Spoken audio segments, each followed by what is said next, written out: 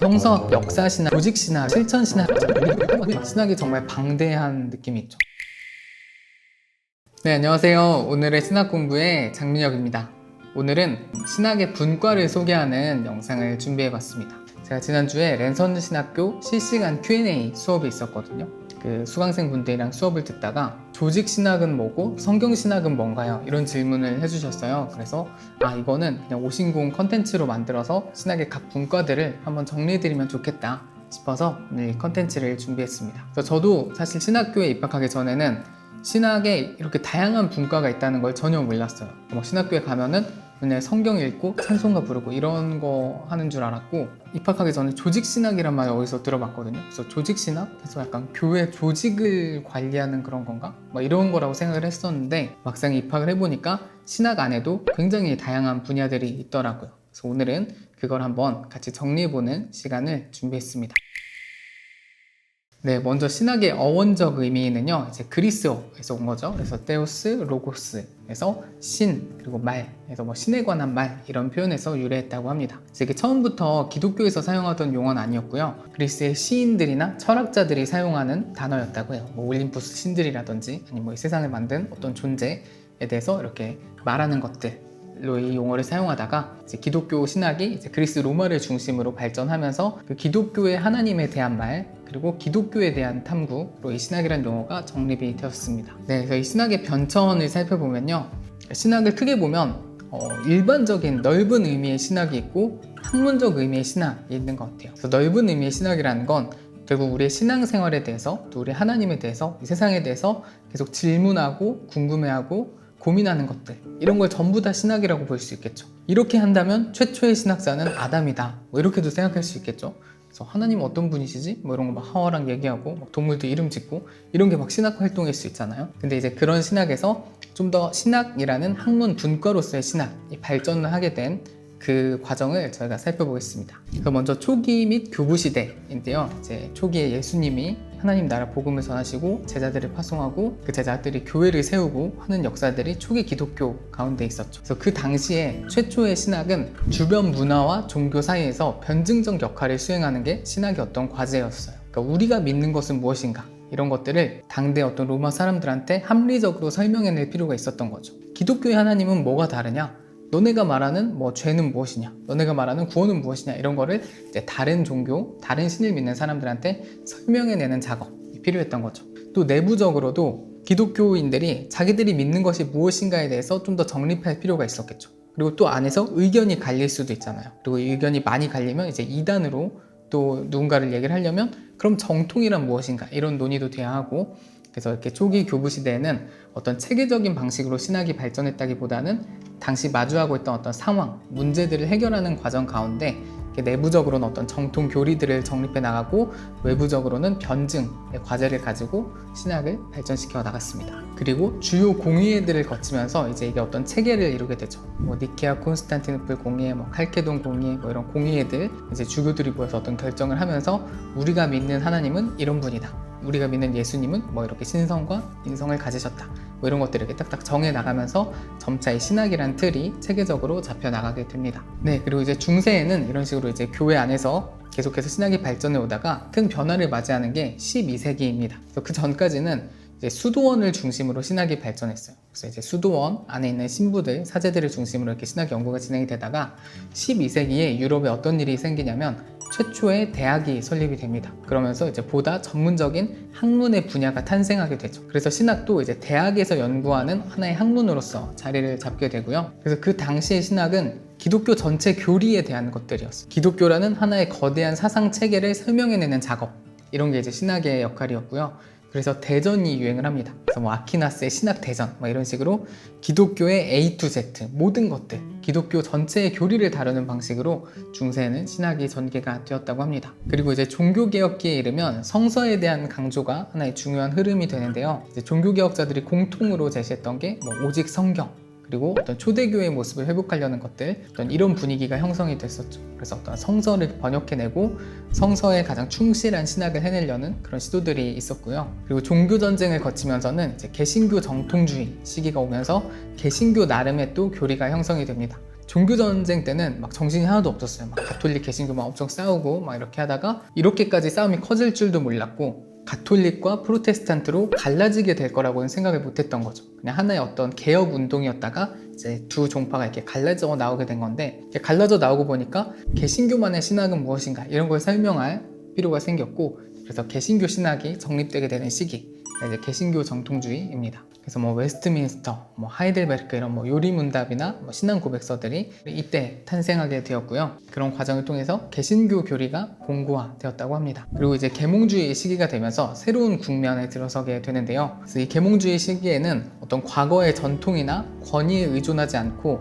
오직 순수하게 인간의 이성을 통해서 이런 학문을 추구하는 게 하나의 어떤 분위기, 문화로 자리를 잡게 되는데, 이게 신학에도 영향을 줍니다. 그래서 신학도 그 당시 계몽주의 분위기의 대학 안에서 살아남으려면 어떤 교회의 간섭에서 벗어나서 순수한 학문으로서의 신학이 이제 필요하게 되었던 거죠. 일반 학문 안에서도 굉장히 세세한 전문 분야가 발달하기 시작하는데요. 신학도 그런 영향을 받아서 신학 안에서도 세부 분과가 나눠지게 됩니다. 지금도 사용하는 가장 일반적인 신학의 분과는 대체로 슐라이어 마어가 제시한 신학의 분과에서 유래했다라고들 얘기하는데요. 슐라이어 마어는 신학을 크게 세 가지 영역으로 나눠서 철학적 신학, 역사적 신학, 실천적 신학 이렇게 구분을 했어요. 현대의 대부분의 신학교들 그리고 대부분의 교단에서는 이 슐라이어 마어의 구분법을 토대로 각자 나름대로 뭘 조금 더 넣거나 추가하거나 뭐 분리하거나 해서 보통 5가지로 신학의 분과를 얘기합니다. 그래서 크게 보면 성서학, 역사신학, 조직신학, 실천신학, 철학적 신학 이렇게 5가지가 있다라고 얘기를 할 수 있겠죠. 그래서 성서학부터 보면 말 그대로 성경, 성서를 연구하는 분야이고요. 구약학, 신약학 이런 분야들이 있겠죠. 성서의 사본이나 성서의 본문에 대해서도 탐구를 하고요. 이 본문의 배경, 역사, 문화, 사회, 경제적 상황, 정치적 상황 등 굉장히 넓은 범위까지의 연구를 포함하는 분야입니다. 그래서 이스라엘 역사라든지 신구약 중간기, 아니면 제2성전 유대교라고도 부르는 그 시기의 역사들, 문화들, 배경들 이런 것들을 살펴보기도 하고, 또 1세기 초기 기독교에 대해서도 살펴보는 그런 분야죠. 이 분야에서는 히브리어, 헬라어 이런 것들이 굉장히 중요하고, 성경뿐만 아니라 외경이나 당대의 주변 어떤 문헌들도 굉장히 많이 살펴보는 그런 연구 작업이 포함되어 있는 분야입니다. 두 번째는 역사신학인데요. 이제 말 그대로 역사에 초점을 맞춰서 신학을 연구한다 라고 볼 수 있겠죠. 크게는 둘로 나눌 수 있는데, 어떤 교회의 사건 아니면 인물들을 중심으로 살펴보는 교회사 분야가 있고요. 교회의 신학, 사상을 중심으로 살펴보는 교리사의 분야가 있습니다. 그래서 역사 속 주요 문헌들을 탐구하고 어떤 개념이 어떻게 변천되었는지, 수용되었는지, 또 각 지역에서 교회가 어떻게 탄생하게 되었는지, 교회가 세상과 어떤 관계를 맺었는지, 그래서 이런 작업들을 하는 게 역사신학 분야입니다. 그리고 세 번째는 조직신학인데요. 이 조직이라는 건 이제 영어로 시스템인데, 어떤 체계를 중시하는 신학 방법론을 의미합니다. 여러 신학 분과가 만들어낸 연구 결과를 체계화하고 조직화하고 전통 교리를 현대적으로 재해석하고 하는 작업들이 이제 조직신학의 연구 방향입니다. 그러니까 예를 들어서 하나님은 어떤 분이신가 이런 거를 우리가 구약 성경에서 답을 찾을 수도 있고, 신약 성경에서 답을 찾을 수도 있고, 아니면 교회사 속의 여러 신조들이나 신앙의 선조들의 고백들 속에서 이제 하나님은 어떤 분이신가를 막 이렇게 얘기할 수 있잖아요. 이런 것들을 하나로 모아서 하나님은 그래서 이런 분이시다라는 어떤 결론을 도출해내는 어떤 하나의 우리의 체계를 만들어내는 거죠. 그래서 이런 게 이제 신론이라는 말로 정립이 되는 거죠. 그래서 조직신학은 대체로 어떤 론으로 끝나는 연구들을 많이 해요. 신론, 기독론, 성령론, 교회론, 성례론, 말씀론, 구원론 이런 식으로. 그래서 우리가 보통 흔히 신학이라고 말하는 건 대체로 조직신학일 가능성이 높아요. 과거의 어떤 성서학이나 역사신학이나 이런 분과가 분리되기 전에는 전통적으로 말하는 신학이란 원래 조직신학의 의미를 가지고 있는 경우가 많습니다. 왜냐하면 우리가 어떤 신에 대한 생각들, 신에 대한 질문, 고민들을 신학이라고 이름을 붙였기 때문에 전통적으로 말하는 신학은 사실 조직신학에 가장 가깝다라고 할 수 있겠죠. 그리고 네 번째는 실천신학입니다. 그래서 현대의 실천신학에는 정말 많은 분야들이 있는데요. 그러니까 어떤 교회 현장에서 필요한 우리 어떤 실천에 필요한 분야면 다 실천신학 안에 포함시킬 수 있겠죠. 학교마다 이 실천신학에 들어가는 분야가 조금씩 다른 것 같은데, 대표적으로 예배학, 설교학, 목회 상담학, 영성학, 교회 행정학 이런 것들이 실천신학이라는 분과 안에 포함되어 있습니다. 그래서 이 실천신학은 굉장히 종합학문의 성격을 가지고 있어요. 뭐 예를 들어서 예배학을 한다라고 하면은 예배에 대해서 말하려면 먼저 성경을 저희가 봐야겠죠. 구약의 예배, 뭐 신약의 예배는 어땠나? 이런 것들을 이제 살펴보는 성서학적인 작업이 필요하고, 또 조직신학적으로 예배란 무엇인가? 하나님과 인간은 어떻게 예배 가운데 만나는가? 좋은 예배란 무엇인가? 이렇게 예배에 대한 조직신학적인 질문들이 필요하겠죠. 또 역사신학적인 질문도 필요합니다. 초기 교회의 예배는 어땠나? 종교개혁기의 예배는 어땠나? 이런 식으로, 또 미국의 예배는 어떤가? 유럽의 예배는 어떤가? 이런 식으로 예배에 대해서 이렇게 탐구를 하고, 그 결론으로서 어떤 예배학이라는 것이 나오기 때문에 굉장히 종합학문의 성격을 가지고 있다라고 볼 수 있겠죠. 네, 그리고 마지막 5번째로 철학적 신학이 있습니다. 철학적 신학은 조직신학이랑 약간 비슷한데 조직신학이 약간 토대가 되는 신학이라고 볼 수 있을 것 같아요. 그래서 결국 우리가 어떤 학문을 한다는 건 우리의 사고, 우리의 머릿속 생각과 우리의 언어를 통해서 학문을 해 나가는 거거든요. 그래서 이 철학적 신학은 우리의 사고와 언어를 명료하게 하는 작업이라고 말할 수 있어요. 이 개념의 의미는 무엇인가, 우리가 생각한다는 것은 무엇인가, 뭐 이런 것들, 그러니까 철학에 훨씬 가까운 작업이죠. 이런 작업을 통해서 학문으로서의 신학의 토대를 마련하는 작업이 철학적 신학이라고 볼 수 있고요. 또 한편으로는 기독교 진리를 설득력 있게 제시하는 어떤 변증의 의미도 있습니다. 가톨릭에는 기초신학이라는 또 별도의 과목이 있는데요. 이 기초신학에서 주로 하는 건 뭐냐면 신학이 어떻게 가능한가를 탐구하는 거예요. 그래서 인간은 하나님에 대해서 어떻게 알게 되는가, 인간은 계시를 어떻게 수용하는가, 계시와 이성의 관계는 무엇인가, 뭐 이런 것들을 묻는 게 철학적 신학, 그리고 이 가톨릭의 기초신학의 작업이고요. 또 현대에는 철학의 인식론적 문제들을 기독교적으로 이제 풀어내는 작업들이 있습니다. 플란팅가나 스윈번이나 이런 사람들이 하는 어떤 철학적 신학의 내용들이 있는데요. 어떤 기독교 인식론이요. 그러니까 기독교적인 믿음은 얼마나 타당한가, 믿음, 보증, 이런 문제들이 나오는데, 이런 논의들을 다루는 분야가 철학적 신학입니다. 이렇게 저희가 주요 분과가 5개가 있다고 말씀을 드렸는데, 그거 말고 나머지는 뭐예요? 이럴 수도 있겠죠. 이게 어디에 넣기에도 조금 애매한 분과들이 있어요. 그러니까 하나의 독립 분과로 볼 수도 있고, 막 조직신학에 넣으려면 넣을 수도 있고, 실천신학에 넣으려면 넣을 수도 있는데, 학교마다 이게 구분이 다 다르거든요. 그런 분과 중에 대표적인 게 기독교 윤리학이 있습니다. 그래서 기독교 윤리, 그래서 이제 윤리는 당위에 대한 물음이죠. 이게 옳으냐 그르냐, 이게 좋으냐 나쁘냐, 이런 식으로 우리 어떤 윤리적 행동의 기준점에 대한 탐구가 이제 윤리학인데요. 기독교 윤리는 그냥 쉽게 말하면 기독교의 윤리는 무엇인가, 기독교인은 어떻게 살아야 하는가, 기독교인은 어떤 선택 상황에서 무엇을 선택해야 하는가, 그게 하나님의 뜻에 옳은가 그른가, 이런 거죠. 말하자면 기독교 복음을 기준으로 윤리학을 전개했을 때 우리는 어떤 선택지를 가져야 하는가, 어떤 선택의 기준을 마련해야 하는가, 이런 학문이라고 볼 수 있습니다. 그래서 기독교 윤리 분야에는 굉장히 실천적인 문제들에 대해서 많이 고민을 해요. 예를 들어서 낙태는 죄인가 아닌가, 이걸 기독교적으로 바라보면 어떻게 해야 되나, 최신 현대 윤리적인 주제들을 기독교적인 입장에서 고찰하는 그런 학문이 기독교 윤리이고요. 이제 이 기독교 윤리를 기독교와 문화, 이런 과목으로 이름을 바꿔서 부르기도 해요. 그러니까 어떤 우리 기독교와 문화가 서로 교류하는 방식에 관한 학문이기 때문에, 또 이 기독교 윤리와 관련해서 공공신학이나 정치신학 이쪽이랑도 굉장히 밀접한 관련을 맺고 있습니다. 그리고 기독교 교육학도 실천신학에 넣을 수도 있고 안 넣을 수도 있는 그런 분야죠. 그래서 어떤 독립된 학문으로서 기독교 교육인데요. 이것도 기독교와 교육학의 결합이죠. 간단하게만 설명하면 저희가 3가지로 생각해 볼 수 있을 것 같아요. 기독교 교육이란 무엇인가? 기독교가 주어가 돼서 가르치는 교육이 있을 수 있고, 그러니까 교회학교 교육이 있을 수 있겠죠. 기독교를 가르치는 교육, 그래서 기독교 복음에 대해서 가르친다, 그게 기독교 교육이다, 이렇게 말할 수도 있고, 기독교적인 교육, 그러니까 표면적으로 기독교가 드러나지 않지만 기독교의 가치를 담아내는, 기독교적 태도를 담고 있는 교육, 이런 식으로 어떤 형용사로서의 기독교적 교육, 이런 것도 생각해 볼 수 있겠죠. 그런 식으로 이제 기독교 교육 안에도 굉장히 많은 방대한 내용이 담겨 있습니다. 또 선교학이 있는데요. 선교학도 굉장히 종합적이죠.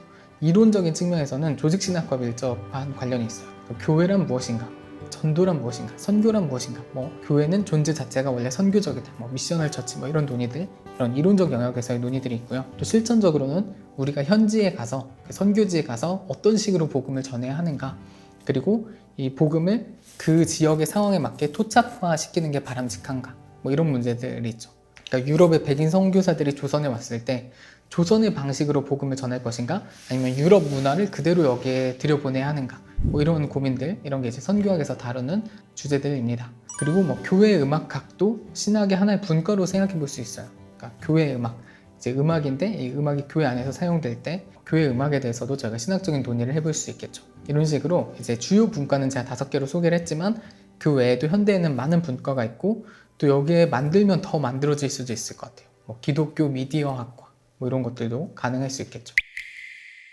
두 번째, 애매하게 헷갈리는 용어들이 있습니다. 그래서 아까 제가 시작할 때 잠깐 얘기를 했었는데 첫 번째로 성서학과 성경신학이라는 이제 두 분과가 있는데 이게 거의 같으면서도 좀 달라요. 그래서 성서학이라는 말은 거의 문헌학인데 그 문헌 중 성서라는 문헌을 연구한다 라는 어떤 일반 학문으로서의 성격을 강조하는 표현입니다. 일반적인 대학의 연구의 결과 같이 어떤 역사가로서 성서라는 문헌에 대해서 탐구한다. 그래서 성경 창세기가 언제 쓰였나, 창세기의 시대적 배경은 무엇인가 이런 거에 대해서 논한다면 이건 성서학으로서 창세기에 접근하는 경우라고 볼 수 있고요. 그런데 이제 창세기에 담겨 있는 하나님은 어떤 분이신가, 창세기의 신학은 무엇인가, 창세기의 주요 메시지는 무엇인가, 창세기가 말하는 창조의 개념은 무엇인가 이렇게 어떤 창세기를 기반으로 하지만 거기에 신학적 숙고가 담기는 작업은 성경신학의 작업이다 라고도 볼 수 있겠죠. 성서학, 성경신학 비슷한 말이지만 이제 조금 더 학문적인,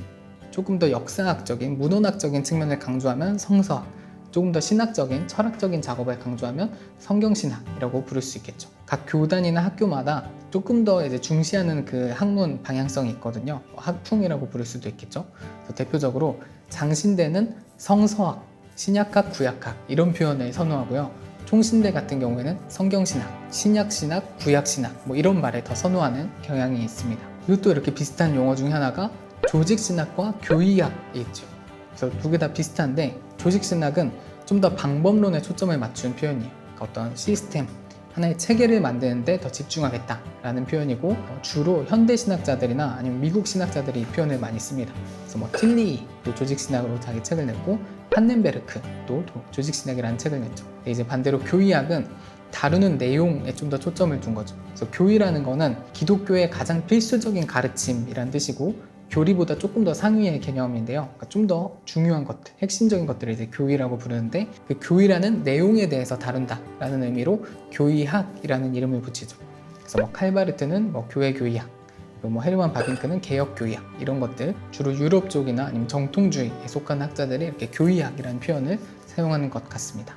네, 그리고 세 번째, 이렇게 신학의 분과를 나눴지만 이렇게 어떤 연구 방법이 아닌 주제별로 또 분류할 수도 있거든요. 예를 들어 여성신학, 생태신학, 해방신학, 흑인신학 이런 것들이 여기에 속하겠죠. 그러니까 성서학인데 여성신학적 관점으로 성서학을 할 수도 있고 조직신학인데 여성신학의 관점으로도 할 수 있고 이런 방식인 거죠. 실천신학인데 생태신학의 관점으로 한다.